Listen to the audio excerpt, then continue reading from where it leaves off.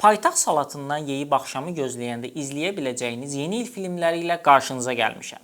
Bir neçə tövsiyəm var. İlk tövsiyəm 2023-ün gözəl filmlərindən biri The Holdovers-dır. Tərcüməsi təxminən geridə qalanlardır. 3 insanın taleyi bir kollecdə kəsişir və onlar yeni ili birgə keçirirlər. Ailə olmaq, yaxınlıq hiss etmək, insanlarla mənəvi əlaqələr qurmağa aid, insanın ruhunu sakitləşdirən gözəl bir komediya-dram filmidir. Animasiya axtaranlar üçün Klausu tövsiyə edirəm. Santa Clausun necə hədiyyə paylamağa başladığını 19-cu əsrin Norveç atmosferində görə biləcəksiniz. Öz filmlərimizdən evləri köndələn yarı vurğulamasam olmaz. Azərbaycan kinosunun klassiklərini görəcək, gülüb əylənəcəksiniz. Son tövsiyə olaraq isə bu gözəl həyatdır deməsəm olmaz. Bir insanın etdiklərinin öz ailəsindən başlayaraq bütün ətrafını necə dəyişə bildiyini göstərən unudulmaz klassikadır. Bu filmin insana bəxş etdiyi həyat sevgisini başqa filmdə çətin tapasınız. Özüm isə şəxsən bayramda həmişə baxdığım o olmasın bu olsuna baxacam. Bu filmsiz bayramı təsəvvür edə bilmirəm.